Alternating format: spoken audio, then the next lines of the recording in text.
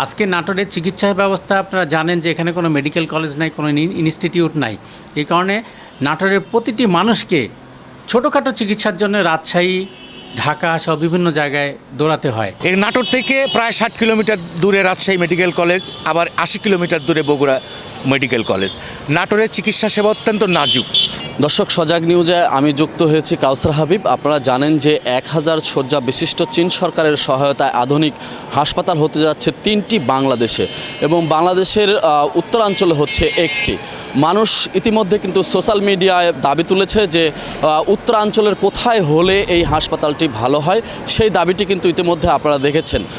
আমি যদি একটু বলি, সেটি হচ্ছে যে নাটোর জেলা কিন্তু মধ্যবর্তী স্থান রাজশাহী বিভাগের, এবং রাজশাহী বিভাগের মধ্যবর্তী স্থান হলেও পার্শ্ববর্তী রংপুর, বগুড়া, নওগাঁ, কুষ্টিয়া এবং পাবনা জেলার এবং রাজশাহী জেলার কিন্তু অন্য জেলার সাথে তুলনা করলে ভৌগোলিক দিক থেকে নাটোর কিন্তু একদম একটা পারফেক্ট একটি জায়গা। সেই বিষয়ে কিন্তু অনেকেই অনেক মতামত করছে। চলুন দর্শক দেখে আসি কে কী ভাবছে, এই হাসপাতাল কোথায় স্থাপিত হলে মানুষ ভালো মনে করছেন। আচ্ছা, প্রথমেই আমি ধন্যবাদ জানাতে চাচ্ছি বর্তমান সরকারকে, যাদের দ্বিপাক্ষিক আলোচনার মাধ্যমে এমন একটি বিনিয়োগ বাংলাদেশে এসেছে যেটা বাংলাদেশের জন্য খুব প্রয়োজন ছিল। আপনারা নিশ্চয়ই জানেন যে এটা যদিও অনেক আগের হিসাব, যে বাংলাদেশ থেকে প্রতি বছর প্রায় 20,000 কোটি টাকা চিকিৎসা খাতে ভারতে চলে যেত।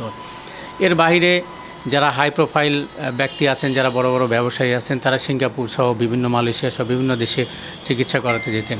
এই যে উন্নত মানের চিকিৎসার ব্যবস্থা বাংলাদেশে ছিল না, বর্তমান সরকার তাদের চীন সরকারের সাথে আলোচনার মাধ্যমে 100 শয্যার একটা হাসপাতালের বাংলাদেশে স্থাপনের যে প্রক্রিয়া হাতে নিয়েছে, আমি এই জন্যই সরকারকে সাধুবাদ জানাই। পাশাপাশি আমরা আরও তথ্য পেয়েছি যে এই হাসপাতালটা হবে অবহেলিত উত্তরাঞ্চলে। আপনারা নিশ্চয়ই জানেন যে উত্তরাঞ্চলের একটা প্রাণকেন্দ্র হচ্ছে নাটোর। এই নাটোর কিন্তু অনেক ঐতিহ্যবাহী একটা জেলা হওয়া সত্ত্বেও এখানে বলার মতো কিছুই নাই। আজকে নাটোরের চিকিৎসা ব্যবস্থা আপনারা জানেন যে এখানে কোনো মেডিকেল কলেজ নাই, কোনো ইনস্টিটিউট নাই। এই কারণে নাটোরের প্রতিটি মানুষকে ছোটোখাটো চিকিৎসার জন্য রাজশাহী, ঢাকা সহ বিভিন্ন জায়গায় দৌড়াতে হয়। তো সেই হিসাব করে, এবং নাটোরের যে ভৌগোলিক অবস্থান, এর চারিদিকে বিভিন্ন জেলা, অর্থাৎ মধ্যবর্তী একটি স্থান যেখানে জল, স্থল এবং আকাশপথে, রেলপথে সহজেই যোগাযোগ ব্যবস্থা অন্য যে কোনো জেলার সাথে স্থাপন করা সম্ভব। এবং এখানে অন্য জায়গা যে অবহেলিত উত্তরাঞ্চল, আপনি যদি উত্তরাঞ্চলের শেষ প্রান্ত দেখেন, সেখান থেকেও নাটোরের দূরত্ব হবে 3 থেকে 4 ঘন্টা। পাশাপাশি ঈশ্বরদী বিমানবন্দর, রাজশাহী বিমানবন্দর, এর পাশাপাশি সড়ক এবং রেলপথে সারা দেশের সাথে বাংলাদেশের যোগাযোগ ব্যবস্থা খুব সুন্দর এবং সচল। তো সেই হিসাবে নাটোর, এবং নাটোরে পর্যাপ্ত জায়গাও আছে। নাটোরে এই 100 শয্যার যে চীনা হাসপাতাল, এটা নাটোর সবচেয়ে উপযুক্ত জায়গা, এবং আমরা দৃঢ়ভাবে বিশ্বাস করি যে বঞ্চিত নাটোরের মানুষের স্বার্থে, বঞ্চিত উত্তরাঞ্চলবাসীর স্বার্থে এই প্রতিষ্ঠানটা নাটোরেই করা হবে। ভৌগোলিকভাবে নাটোর উত্তরাঞ্চলের একটা মধ্যবর্তী জেলা। বাংলাদেশে যতগুলো অবহেলিত জেলা আছে তার মধ্যে নাটোর একটি অন্যতম। প্রাচীন শহর হলেও একটা অন্যতম অবহেলিত জেলা।